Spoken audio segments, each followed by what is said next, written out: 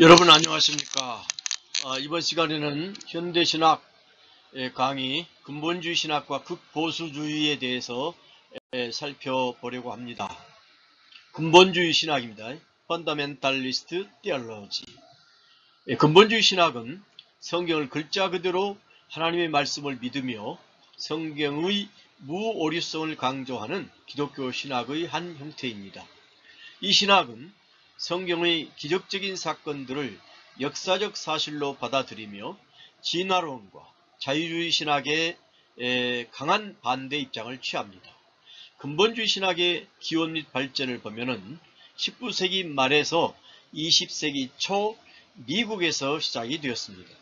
당시 자유주의 신학이 확산되면서 성경의 권위가 위협받는다고 생각한 보수적인 신학자들이 이에 반발하여 근본주의 운동을 일으켰습니다.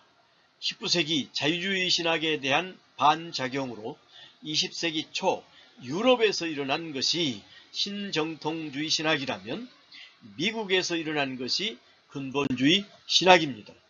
근본주의는 자유주의 신학과 진화론과 같은 현대 과학 이론에 대항하여 일어난 것입니다.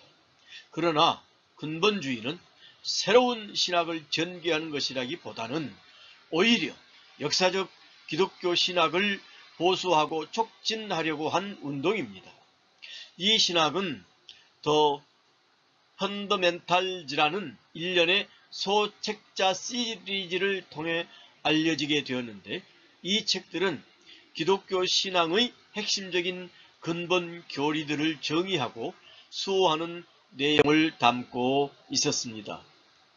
이 책의 내용을 살펴보면은 1910년부터 1915년 사이에 12권의 소책자 시리즈로 현대 기독교 근본주의 운동의 기초를 형성했다고 볼 수 있습니다. 이 소책자들은 미국 장로교 총회가 확립한 5가지 핵심 교리인 이른바 근본 교리를 강조했습니다. Five Fundamentals라는 책이 이름이죠. 주요 내용의 소책자 시리즈는 자유주의 신학과 성경 비판에 반대하며 다음과 같은 핵심 교리를 옹호했습니다. 성경의 영감설 및 무오류설, 그리고 예수님의 동정녀 탄생, 그 다음에 그리스도의 대속적 죽음, 그 다음에 예수님의 육체적 부활, 그 다음에 예수님의 기적의 역사적 실제성입니다. 영향을 볼 것 같으면 이 펀더멘탈즈는 당시 현대적 사상과 과학 이론에 맞서 전통적인 기독교 신앙을 수호하려는 움직임의 구심점이 되었습니다. 이 소책자들의 동의하고 원칙들을 따르는 사람들은 근본주의자로 불리게 되었고, 이는 곧 기독교 보수적이고 근본적인 신념을 지칭하는 용어가 되었습니다. 이 시리즈는 미국 복음주의 운동에도 큰 영향을 미쳤으며 현재까지도 많은 보수적인 기독교 교단과 신학자들이 이 원칙들을 중요하게 여기고 있습니다. 아까 그 책자의 말대로 근본주의 신학의 5대 근본 교리가 있습니다. 첫째로는 성경의 축자 영감설 및 오류성, 무오류성이라 그 말이에요. 오류가 없다 그 말이에요. 예수님의 동정녀 탄생, 예수님의 대속적인 죽음, 그 다음에 예수님의 육체적인 부활, 그리고 예수님이 다시 오신다는 재림에 관한 얘기죠. 예수님께서 재림하셔서 심판주로 오시고 그 다음에 구원의 완성을 일으키시기 위해서 이 땅에 다시 오신다는 얘기죠. 그 다음에 이 근본주의 신학은 주로 미국 내에서 발전했지만 선교활동과 신학교육기관들을 통해서 전 세계로 퍼져나갔습니다. 특히 한국과 남미, 아프리카 등지에 파송된 미국 선교사들이 근본주의적 성향을 가지고 있었기 때문에 이 지역 교회들에 큰 영향을 미쳤습니다. 이로 인해 많은 교회가 성경을 글자 그대로 믿는 보수적인 신학적 전통을 유지하게 됐습니다. 한국의 근본주의, 한국 기독교는 초기부터 보수적인 선교사들의 영향을 강하게 받아 근본주의적 특성을 띠게 되었습니다. 한국 기독교는 초기부터 보수적인 선교사들의 영향을 강하게 받아서 근본적인 성격을 띠게 되었고, 현재도 많은 교단과 신학대학들이 성경의 무오류성과 보수적 신학을 강조하며, 이는 한국 교회의 정체성을 형성하는 중요한 요소 중 하나로 남아 있습니다. 이 근본주의 신학은 자유주의 신학이나 세속주의에 대한 강한 반발을 가지고 있는 특징이 있습니다. 따라서 성경 외의 다른 학문이나 사회적 변화에 대해 비판적인 시각을 가지고 있습니다. 이 신학의, 근본주의 신학의 특징을 보면은 배타적인 진리관이 있지요. 기독교의 다른 종교를 인정하지 않고 기독교만이 유일한 진리라고 주장합니다. 그 다음에 사회 문제에 대한 보수적인 태도를 가지고 있습니다.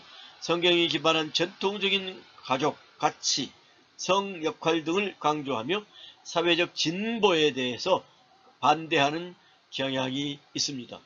이 배타적인 진리관 속에 다른 종교를 인정하지 않는다는 것, 너무나 당연한 것이죠. 기독교만이 유일한 진리의 종교라고 우리는 믿고 그렇게 주장을 할 수가 있습니다. 근본주의 신학의 특징이 그렇게 잘 나타나 있지요. 과학과의 갈등, 진화론, 우주론 등 현대 과학이론과 성경의 창조론이 충돌한다고 보아 이를 부정합니다. 비판, 근본주의 신학은 항상 어떤 주장이든 긍정이 있는 반면에 또 비판이 있기도 하지요. 근본주의 신학은 극단적인 성경 해석과 경직된 태도로 인해 여러 비판을 받습니다. 문자적인 해석만 고집합니다. 시대적 문화적 맥락을 무시하고 또 문학적 해석을 무시하기도 하죠. 다른 신학적 관점이나 과학적 발견을 배척함으로써 사회와의 소통이 어렵다는 문제점도 제기가 되고 있습니다. 주요 신학자들과 주장 및 문제점을 보면은 먼저 벤자민 워필드입니다. 이분은 프린스턴 신학대학원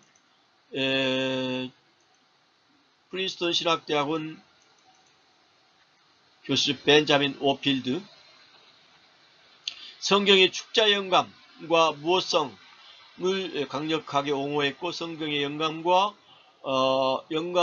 권위라고 하는 책에서 성경은 하나님의 말씀으로 완전 무효하다고 주장을 합니다. 워필드는 19세기 말과 20세기 초에 활동한 미국의 저명한 칼빈주의 신학자입니다. 구 프린스턴 신학 학파의 마지막 거장으로 알려져 있습니다. 그는 성경의 무오류성 교리를 강력하게 옹호한 것으로 잘 알려져 있습니다. 그는 프린스턴 신학대학원 교수로 1921년 사망할 때까지 1887년부터 1921년 사망할 때까지 프린스턴 신학대학원에서 조직신학 교수로 재직을 했습니다. 그의 스승인 찰스 하찌라는 유명한 주경학자지요. 찰스 하찌와 A.A. 하찌의 신학적 전통을 이어받아서 개혁주의 신학을 철저하게 변호하고 발전시켰습니다.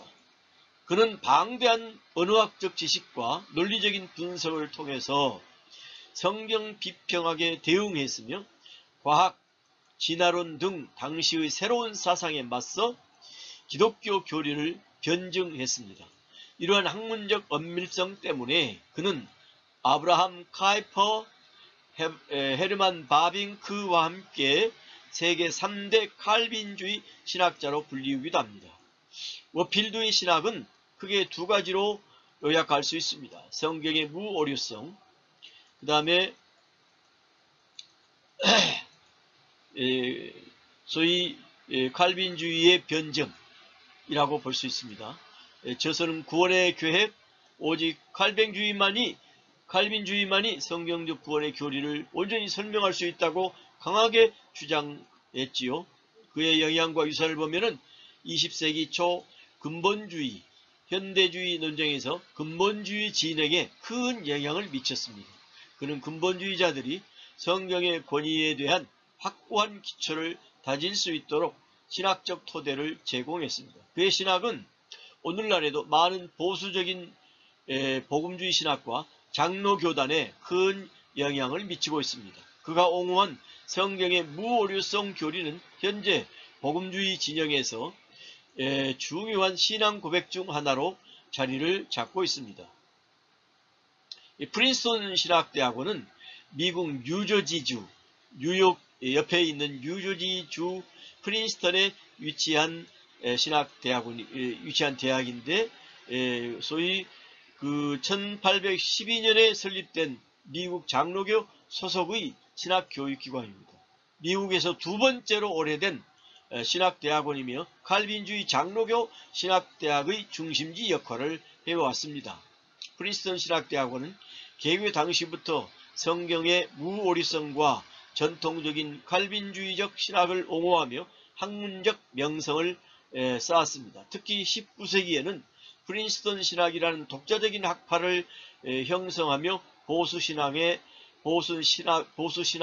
전성기를 이끌었습니다. 하지만 20세기 초 근본주의와 현대주의 논쟁을 겪으면서 신학적 방향이 현대적으로 변화하는 과정을 거쳤습니다. 현재는 보수적인 전통을 유지하면서도 다양한 교파와 신앙 배경을 가진 학생들을 받아들이는 에큐메니칼 초교파적인 성향의 교육기관으로 자리매김했습니다. 그리고 주요 이 학교의 특징을 보면 방대한 도서관이 있는데, 프린스턴 신학대학원은 미국에서 가장 큰 신학 도서관을 보유하고 있으며 바티칸 도서관 다음으로 세계에서 두 번째로 큰 규모를 자랑한다고 합니다. 다양한 학위 프로그램이 있습니다. 목회학 석사 MDV, 그 다음에 신학 석사 MTS, 신학 박사 PhD 등 다양한 학위 프로그램으로 제공하고 있다고 합니다. 특히 박사과정은 매년 소수의 학생만을 선발하며 학비와 생활비를 지원하는 등 재정적 지원이 풍부하며 경쟁률이 매우 높다고 합니다. 한국과의 깊은 인연이 있어요. 한경직 목사님, 곽선희 목사님 등이 이 학교를 마치시고 한국에서 큰 영향을 미치고 있지요. 그 다음에 그레이션 메이처입니다. 그레이션 메이처. 기독교 주장은 기독교와 자유주의 신학은 기독교가 아니라 전혀 다른 종교라고 비판을 했습니다. 기독교의 초자연적 기원, 그리스도의 신성 부활을 강조했습니다. 웨스트민스터 신학교를 설립했고 전통 개혁주의 신앙을 계승했습니다. 문제점은 자유주의와의 단절을 강조하다가 대화 가능성을 차단했고, 문화와 학문에 대한 배타성이 강해서 복음의 사회적 확장성을 약화시켰습니다. 이 그레이션 메이처는 20세기 초 미국에서 활동한 장로교 신학자이자 근본주의 운동의 지식인이었습니다. 그는 자유주의 신학에 맞서 전통적인 기독교 신학을 강력하게 변호했던 분이죠.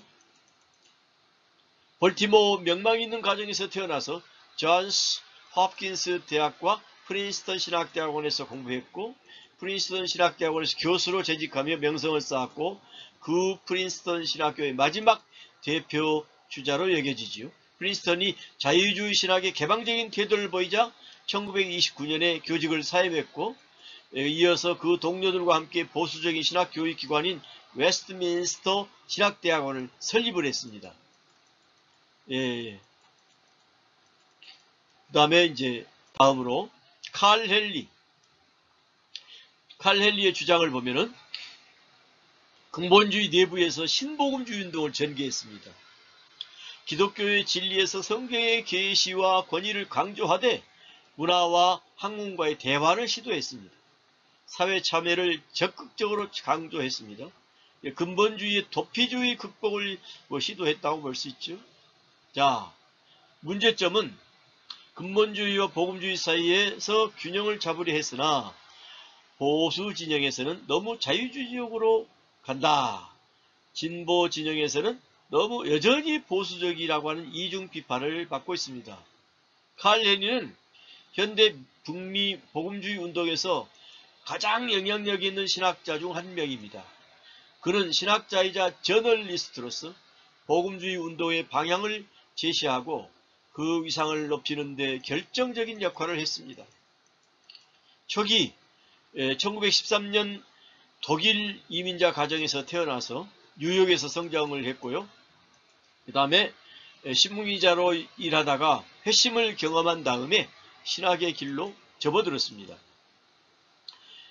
학문적 배경을 보면 휘튼 칼리지에서 철학을 공부하고 북침례교 신학교와 보스턴 대학교에서 신학을 공부했습니다.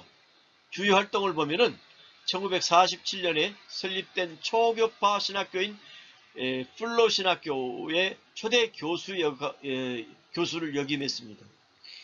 또한 1956년에 창간된 복음주의 잡지 크리스찬니티 투데이의 초대 편집장으로 활동하며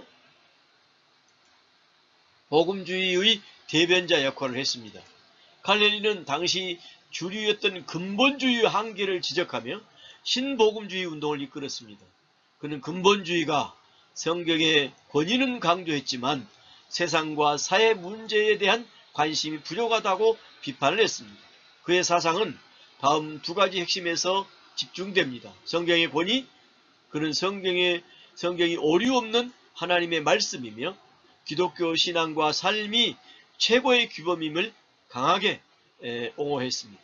그는 6권으로 된 대작 하나님 계시 권위에 잘 나타나 있습니다. God, Revelation and Authority 라는 책이 있지요. 그는 기독교인이 개인 구원뿐만 아니라 사회적 정의와 세상의 문제에도 적극적으로 참여해야 한다고 주장했습니다. 그의 대표적인 복음주의자의 불편한 양심은 이 주장을 담고 있으며 많은 복음주의자들에게 깊은 영향을 주었습니다. 그는 단순히 상하탑에 머무르지 않고 복음의 메시지가 사회의 모든 영역에 적용되어야 한다는 총체적인 복음주의의 비전을 제시하였으며 20세기 복음주의 신학의 지형을 변화시킨 분입니다.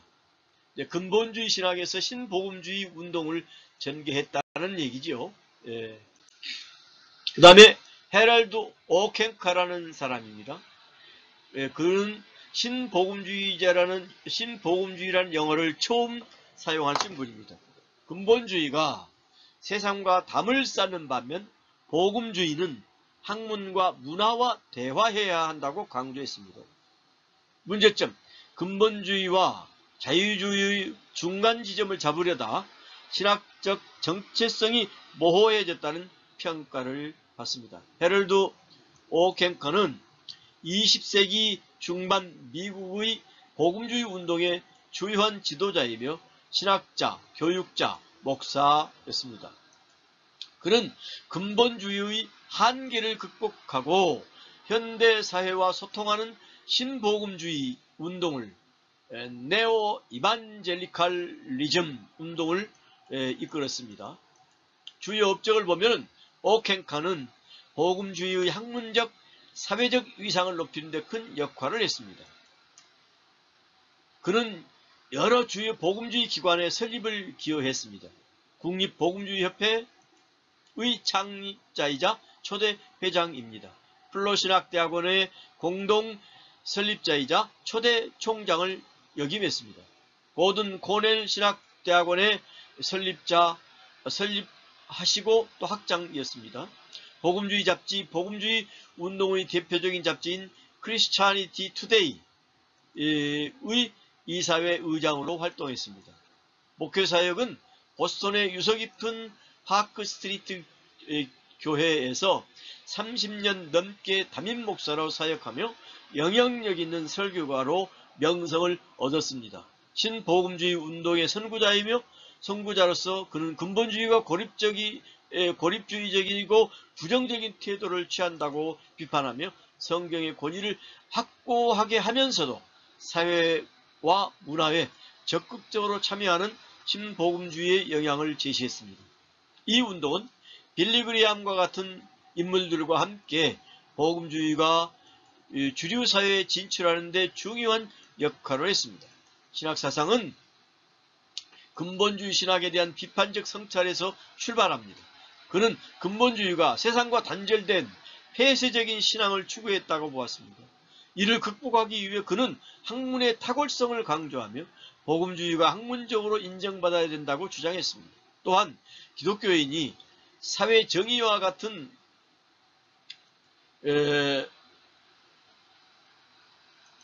세상의 문제에 적극적으로 참여해야 한다는 사회 참여의 중요성을 강조했습니다. 그의 이러한 사상은 신복음주의 운동의 핵심적인 특징이 되었습니다. 해럴드 오켄카입니다. 자, 근본주의 신학의 공통 주장을 보면은 첫째로 성경은 무한 하나님의 말씀이다.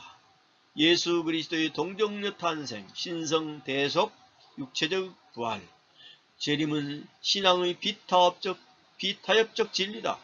자유주의 신학과 진화론은 기독교 신앙의 위협적이다. 교회와 신앙 공동체는 세속주의와 타협하지 않고 복음을 수행해야 한다라는 근본주의 신학의 공통적 주장이 이러한 현상으로 정립할 수 있습니다. 주요 신학자들의 주장과 문제점을 보면은 지나친 문자주의, 반지성주의, 배타적인 태도, 도피주의 경향, 양극화 문제, 말하자면 지나친 문자주의는 성경 해석의 다양성과 역사문학적 맥락을 무시를 했죠. 그 다음에 반지성주의 성향은 학문과 과학, 사회학적 대화와 단절이 됐다는 것이죠. 배타적인 태도는 타 신학 전통 및 문화와의 소통이 부족하다는 얘기입니다. 우리가 신학을 공부함에 있어서 진보주의든 자유주의든 어떤 여타의 신학적인 이런 학문도 우리가 두루두루 섭렵해야 할 필요가 있습니다. 그리고 나서 자기의 신학적 아이덴티티, 자기의 신학적 정체성을 확립하는데 정체성을 확립을 해야 되겠죠. 그것도 보수적이고 복음적인 신학적 전통으로 확립을 해야 되겠죠.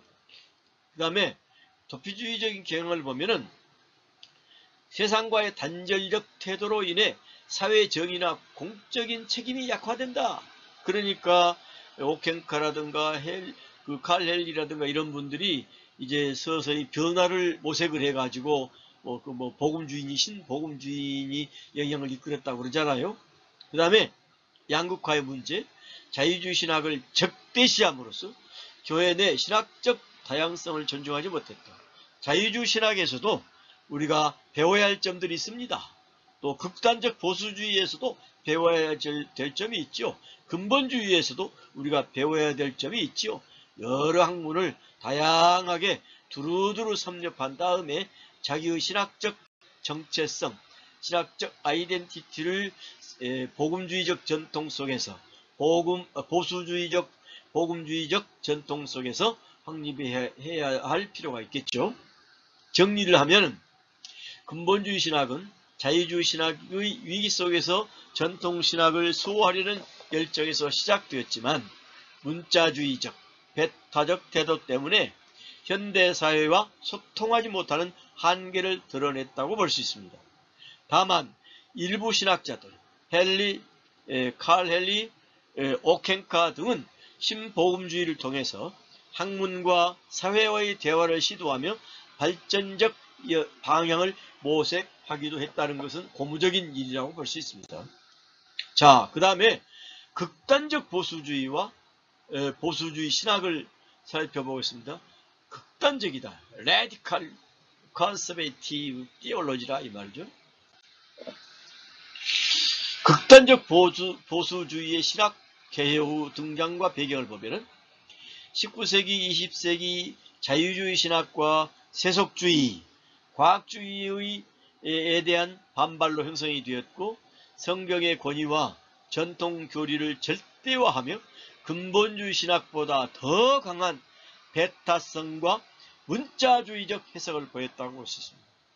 그러니까 근본주의보다도 더 강한 배타성, 더 강한 문자주의적, 그래서 극단적 보수, 극보수주의 신학이라고 볼 수 있죠. 레디칼하들, 레디칼,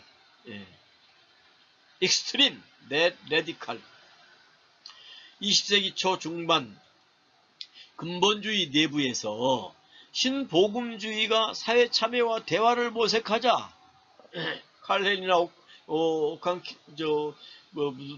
누구요? 오켄캄하고 이런 분들이 그렇게 모색하자. 이를 배교로 규정하고 더 강경하게 분리주의를 주장한 흐름을 볼 수 있습니다. 미국을 중심으로 정치적 극우주의, 기독교 민족주의와 결합을 시도했습니다. 핵심을 보면 자신들이 교리 해석만을 절대화합니다. 다른 모든 신학과 교파를 배척을 합니다. 특징을 보면 성경은 무화다. 축자 영감서를 절대화하죠. 성경을 오류 없는 직접 계시로 이해합니다. 글자 하나하나를 하나님이 직접, 성령님이 직접 저자에게 가르쳐 줬다. 그것이 축자 영감이죠. 1.1핵도 변함이 없는 하나님의 말씀이다 이 말이죠. 축자 영감. 교리의 절대화, 교회의 전통 및 교리를 변경 불가능한 진리로 강조했습니다.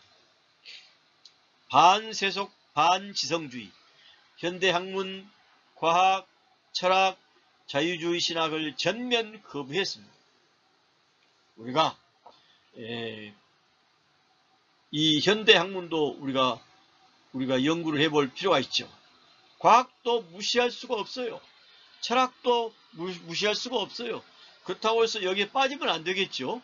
그러나 이런 학문을 종합적으로 이해를 하고 그 바탕 위에 우리 하나님의 말씀의 권위를 여기서 내세우면서 전통적인 신학을 세워야 하겠죠. 교회 중심주의, 교회 밖 구원에 대해서 폐쇄적이다. 교회 밖에는 구원이 없다는 얘기죠.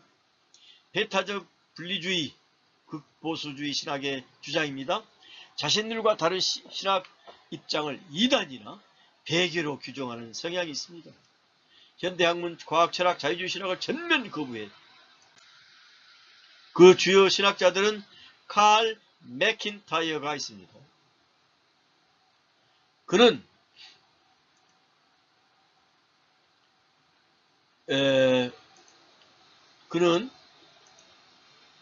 미국 근본주의 기독교 주요 지도자 중 한 명이자 세계적인 보수주의 운동가였습니다.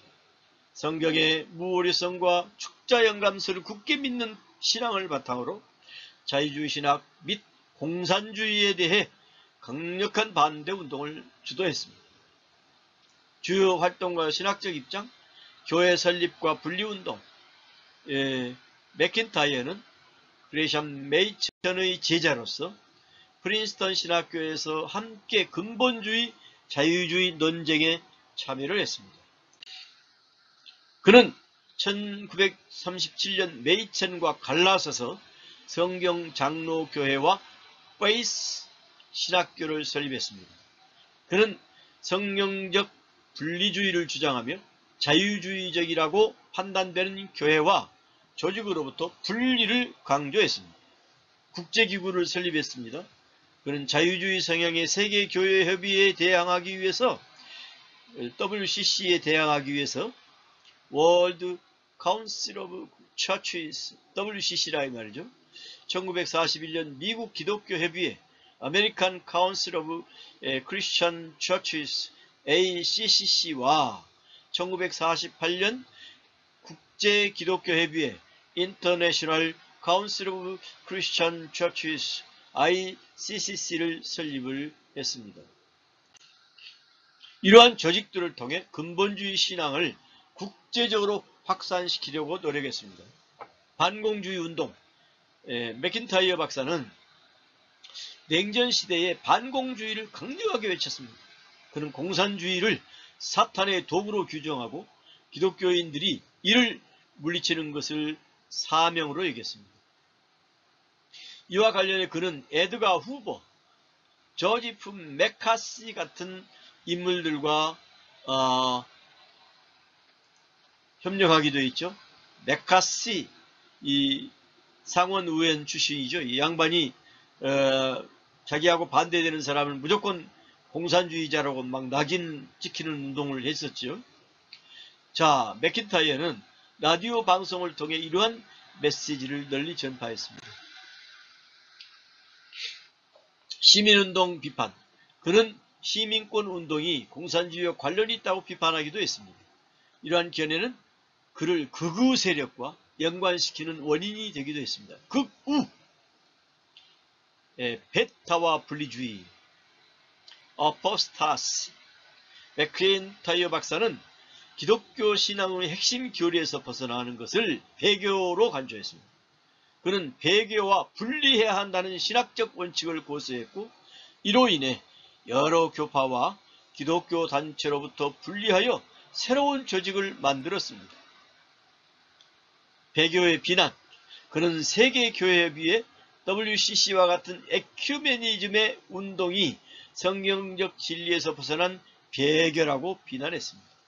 그는 이러한 운동이 기독교를 통일시키려는 것이 아니라 오히려 교리를 타협하고 세속적인 가치를 수용하는 것이라고 주장했습니다. 에큐메니즘 운동은 소위 선교지에서 대단히 교회가 연합해서 선교 활동을 하는데 굉장한 유익을 끼치는 운동이라고 볼 수 있죠. 그런데 이 맥킨타이어 박사는 그 자체를 비판을 했던 것 같습니다. 분리주의 원칙. 맥킨타이어는 근본주의적 분리주의를 옹호했습니다. 그는 배교를 저지르는 단체나 신학자들과는 어떤 교류도 해서는 안 되며 그들과 단절해야 한다고 믿었습니다. 이러한 신념은 그가 소속되어 있던 장로교 교단을 떠나 바이블 장로교회를 설립한 주요 원인이 되었습니다. 바이블 프레스비테리안 처치, 장로교회를 세웠다 이거죠. 한국과의 관계. 맥킨타이어는 한국 교회에도 큰 영향을 미쳤습니다. 그는 한국을 30번 이상 방문해서 한국의 보수적 교단들과 교류를 했습니다. 특히 1959년 예장합동교단이 설립될 때에 박형룡 박사와 함께 재정 지원 및 신학적 영향력을 행사했습니다. 그는 합동교단의 총회신학교, 현 총신대학교의 설립에도 기여를 했습니다. 평가. 긍정적 평가. 지지자들은 맥킨타이어를 기독교의 전통적인 믿음을 지키고 공산주의의 위협으로부터 신앙을 수호한 영웅으로 평가합니다. 그의 전투적인 자세와 조직력은 근본주의 운동을 활성화하는 데 중요한 역할을 했습니다. 부정적인 평가. 비판자들은 그를 지나치게 전투적이고 배타적인 인물로 봅니다. 그는 다른 신앙인들을 배교와 현대주의라는 용어를 사용해서 그의 반대자들을 비난하고 사회적, 정치적 문제에 깊이 개입하며 논란을 일으켰습니다. 특히 시민운동에 대한 그의 반대 입장이나 라디오 방송 면허를 박탈한 사건은 그의 극단적인 성향을 보여주는 사례로 언급됩니다. 또한 그의 사상이 반지성주의적 경향을 띄었다는 평가도 있습니다. 그 다음에 두 번째 신학자 밥 존스입니다. 주장을 보면 미국 남부의 극단적 보수주의 대표입니다. 밥 존스 유니버시티를 통해 문자주의, 분리주의 신학을 고수했습니다. 인종 분리 정책을 신학적으로 정당화하기도 합니다. 문제점, 성경 해석을 정치 사회적 보수주의와 혼합시켰고 복음을 왜곡시켰다고 볼 수 있습니다. 인종차별적 요소가 강합니다. 기독교 복음의 보편성과 배치되는 이런 입장에 있습니다. 이 밥존스의 영향을 보면은 밥존스의 세 명의 인물이 모두 근본주의 기독교와 연관이 되어 있습니다.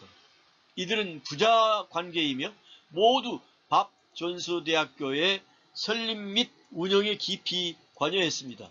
밥존스 1세는 본명은 로버트 레이놀즈 존스로 감리교 목사이자 순회 전도자였습니다. 그는 신복음주의 운동을 비판하며 엄격한 분리주의, 근본주의를 주창했습니다. 1927년 플로리다주 밥존스 칼리지를 설립했으며 1947년에 사우스캐롤라이나주 그린빌로 이전해서 밥존스 대학교로 이름을 바꿨습니다. 그는 대학의 초대 총장으로서 학교의 보수적이고 근본주의적인 기틀을 마련했습니다. 밥존스 2세, 본명은 밥존스 주니어로 밥존스 1세의 아들입니다. 그는 연극과 연설에 재능이 있었으며 셰익스피어 전문가로 알려져 있습니다. 1947년부터 1971년까지 밥존스 대학교의 총장으로 재직을 했습니다.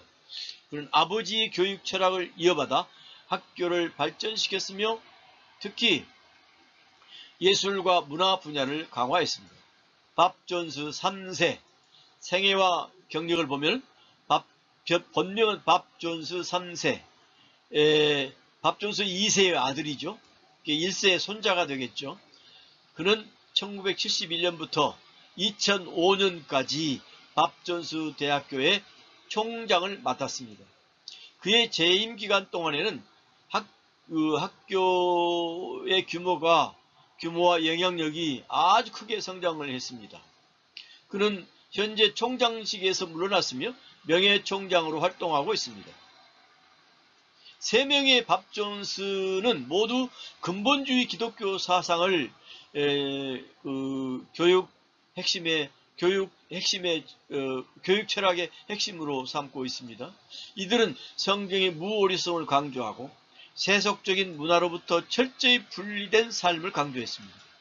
밥존스 대학교는 이러한 교육 철학 때문에 학생들의 복장, 이성교제, 대중문화 활동 등에 대한 엄격한 규칙을 유지하는 것으로 유명합니다. 이 유명한 이 밥존스 대학교, 우리나라에서는 김장환 목사님이 이 학교에서 수학을 하셨죠. 제리 포렐, 세 번째로 제리 포렐입니다. 이분은 주장하기를 미국 복음주의 극우 보수주의 정치운동가이고 도덕적 다수 운동을 주도했고 보수적 도덕 정치 의제를 기독교적 가치로 동일시했으며 동성애 낙태 진화론을 강력하게 반대한 분입니다. 그리고 신앙과 특정 정치 이데 권리로 결합해서 복음을 정치화했습니다. 사회윤리적 사랑과 포용보다는 배타적인 투쟁을 강조했습니다. 제리 포렐은 미국의 남침례교 목사입니다. 보수 기독교의 정치적 영향력을 확대한 인물입니다. 그는 도덕적 다수라는 정치 단체를 설립해서 복음주의자들을 정치적으로 결집시키는 데 중요한 역할을 했습니다. 1956년 버지니아주 린치버그의 토마스 로드 침례교회를 설립하고 교회를 대형 교회로 성장을 시켰습니다. 그는 1971년 리버트 대학교를 설립했습니다. 이 학교는 근본주의 기독교 교육기관으로 미국에서 가장 큰 기독교 대학 중에 하나가 됐습니다. 리버티 유니버시티. 1979년 도덕적 다수를 설립하여 복음주의자들에게 정치적 참여를 촉구했습니다. 이 단체는 낙태, 동성결혼, 공립학교의 기도금지 등과 같은 문제에 반대하여 보수적인 사회가치를 옹호했습니다. 포렐의 노력은 1980년 미국 대통령 선거에서 로널드 레이건의 당선에 영향을 미쳤습니다. 포렐은 분리주의 근본주의 신학을 따랐습니다. 그는 신학적으로 보수적이었고 성경의 무오리성을 믿었습니다.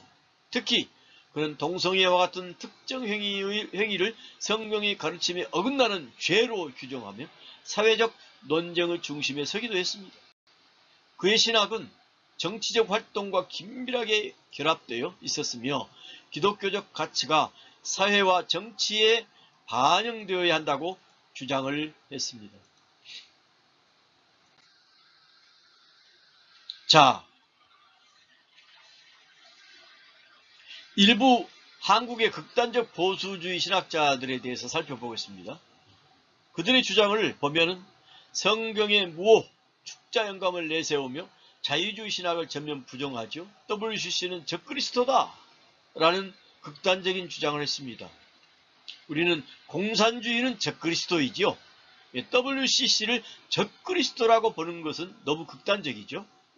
신앙과 정치적 극우 성향을 혼합합니다. 문제점, 교회 분열과 갈등을 심화시켰고 사회적 대화와 포용력이 부족합니다. 교회가 세상과 단절되어지죠. 장점, 교리적 정체성을 지키려는 강한 열정이 있습니다. 자유주의, 세속주의에 저항하며 성경의 권위를 지키려 했습니다. 성경의 권위는 중요하지요. 예. 교회가 세속화되지 않도록 경계하는 역할을 했습니다. 장점이죠. 신앙의 순수성을 지키려는 열정이 깊었습니다.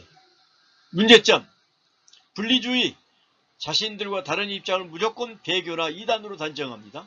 반지성주의, 신학적 대화와 현대 학문과의 과학과의 교류를 단절하고 정치와 신학을 특정 정치 성향과 동일시하고 복음을 왜곡하고 교회와 연합과 공통성을 약화시킵니다.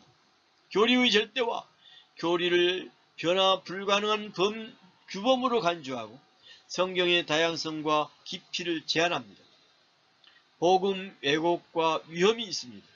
사랑과 은혜보다 심판과 배타성을 강조하며 복음을 협소하게 만듭니다. 그것이 공통적인 우리 극단적 보수주의의 문제점이라 이렇게 볼 수 있죠.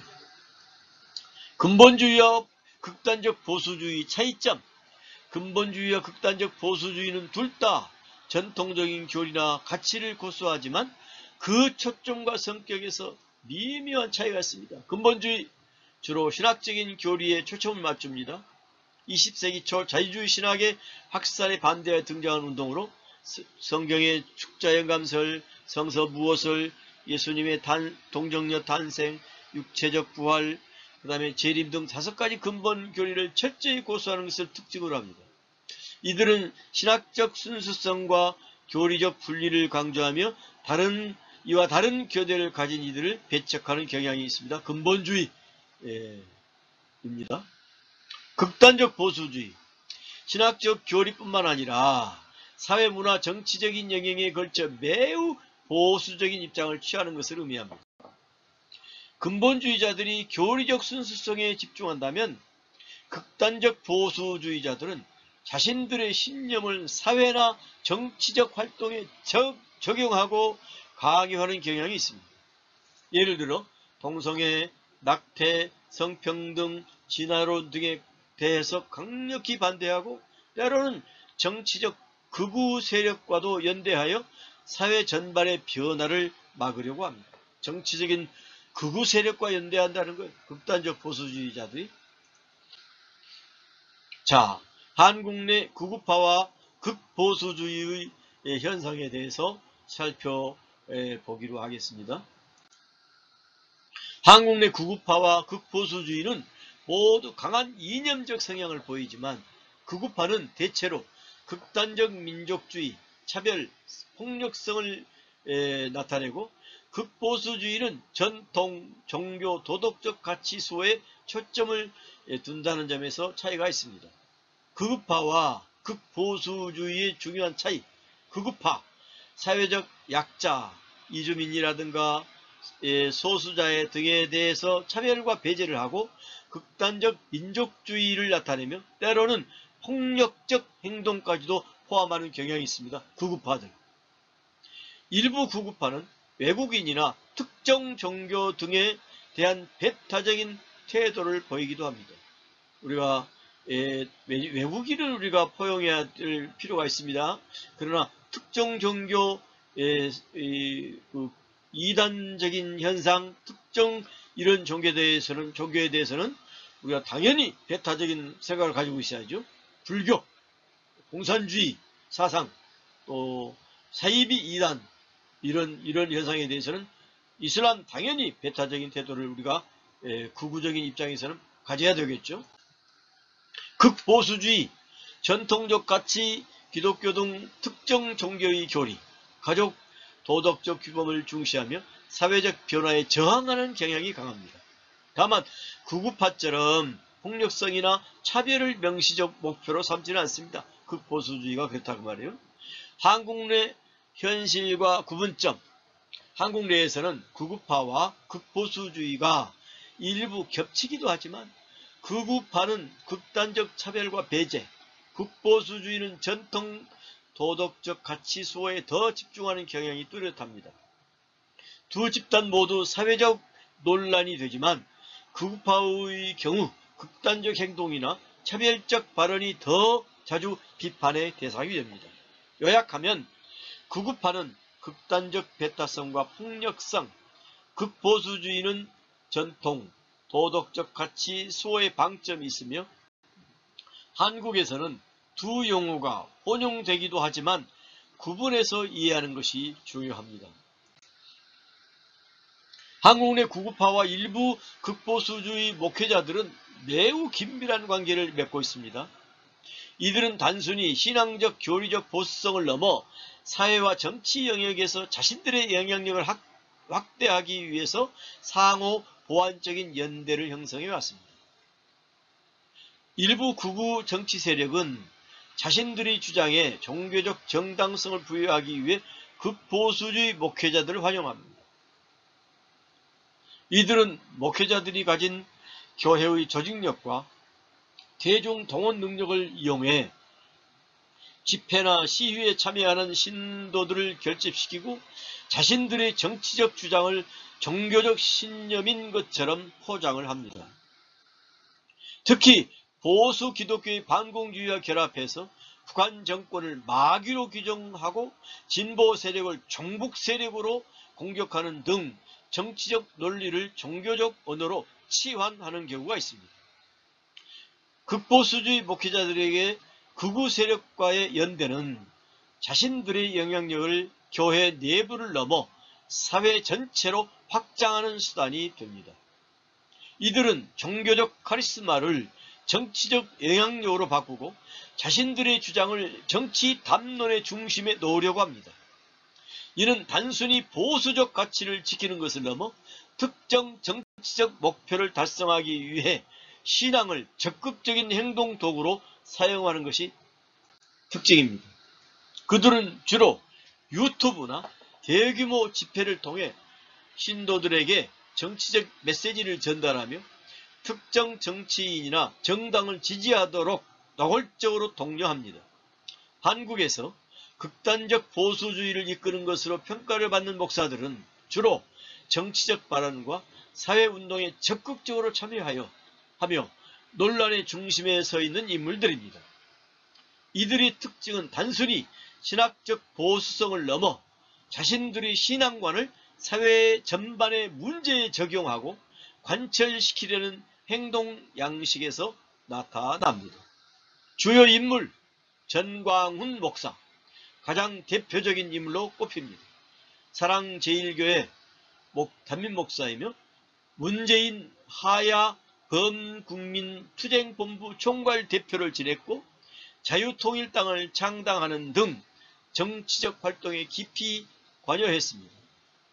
그의 설교와 발언들은 매우 과격하고 논란의 여지가 많아 여러 교단에서 집회 참여 금지나 이단성이 있음 등의 결의를 받기도 했습니다. 김장환 목사, 수원중앙침례교회 원로 목사이자 극동방송 이사장으로서 한국 교계의 원로 중에 한 명입니다. 그는 젊은 시절 미국 유학을 떠나 밥 존스 대학교에서 학사 및 신학 석사학위를 받았습니다. 아까 밥 존스 대학교 극보수주의, 소위 극보수주의라고 그랬죠. 그 신학교를 이 김장환 목사님께서 이수하셨다 그랬죠.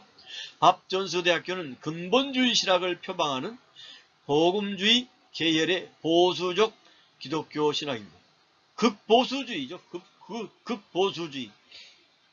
이곳에서의 교육은 그의 목회 철학과 신앙관의 형성에 큰 영향을 주었습니다. 그는 밥 존스 대학교의 보수적이고 엄격한 신학의 전통을 바탕으로 목회 활동을 펼쳤습니다.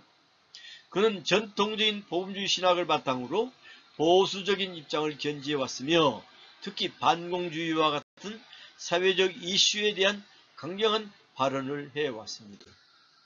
장경동 목사, 대전 중문교회의 담임 목사로 대중적 인지도가 높은 부흥사이기도 합니다. 그는 설교를 통해 보수적인 사회적 가치를 강조해왔으며 전광훈 목사의 집회에 참여하는 등 기독교 극우 성향의 정치운동에 동참을 했습니다.